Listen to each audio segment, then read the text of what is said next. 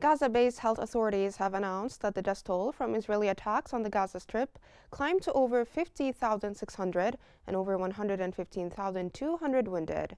Medical sources reported that at least 60 civilians were killed and 162 others injured in Gaza within the last 24 hours.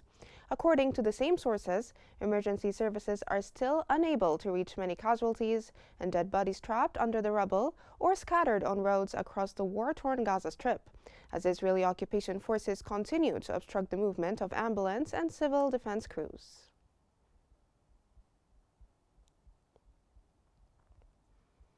At least 15 Palestinians were killed in renewed Israeli airstrikes across Gaza, according to local health officials. Two of the victims died in a strike near the entrance to Al-Aqsa Martyrs Hospital in Deir al-Balah.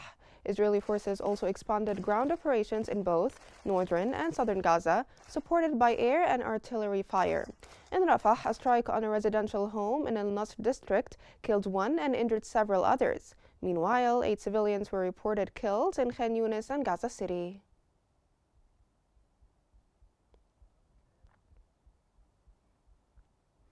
Footage retrieved from the mobile phone of a medic killed in Gaza has cast doubt on Israeli claims surrounding last month's attack on Palestinian rescue teams. Published by the New York Times, the video shows clearly marked ambulances and fire trucks with emergency lights flashing, directly contradicting Israeli assertions that the vehicles approached suspiciously and without signals. The remains of 15 aid workers were later found in a mass grave, having been killed in an Israeli strike on March 23rd.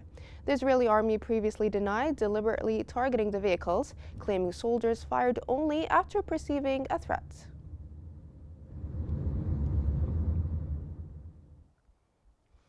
The Gaza government media office has condemned Israel's killing of 15 aid workers, describing the strike as a mass execution of medical and civil defense teams. The office released a statement after footage surfaced showing the clearly marked emergency vehicles under fire. It also held Israel and the United States fully responsible for the ongoing genocide in Gaza, calling for international accountability.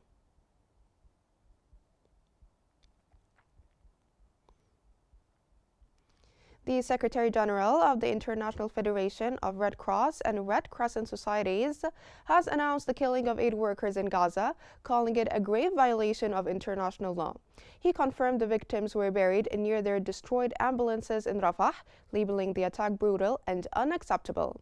He warned that targeting humanitarian personnel must not become normalized amid the ongoing conflict.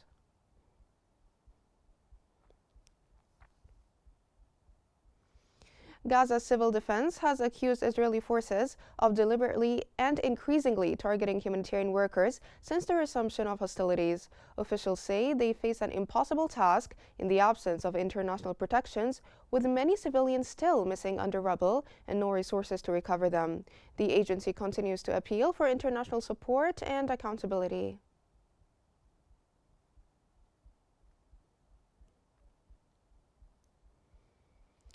Civil defense spokesman Mahmoud Bassel has demanded international accountability for Israel's targeting of aid workers in Rafah. He further condemned the deadly attack and said Gazans are enduring catastrophic conditions due to Israel's ongoing military campaign.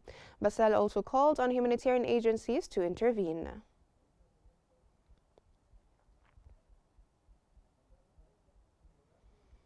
Gaza's municipal authorities have accused Israel of deliberately targeting water infrastructure amid its ongoing military offensive. The attacks have reportedly caused severe damage to wells and distribution networks, deepening the humanitarian crisis in the besieged enclave. The municipality urged international and human rights organizations to pressure Israel to allow urgent inspection and repairs to a main water line in the Shaja'iyya neighborhood. Authorities warned that water shortages are threatening public health and worsening living conditions for hundreds of thousands of residents.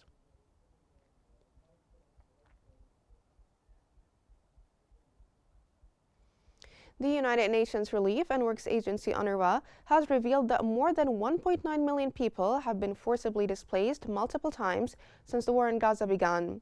According to the agency, the collapse of the ceasefire led to the displacement of 142,000 people between March 18 and 23 alone.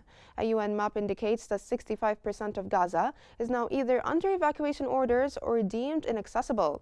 UN humanitarian coordinator Muhannad Hedi stressed that these mass displacements are a clear violation of international law and humanity, reporting that 100,000 people have been forced out of Rafah in recent days.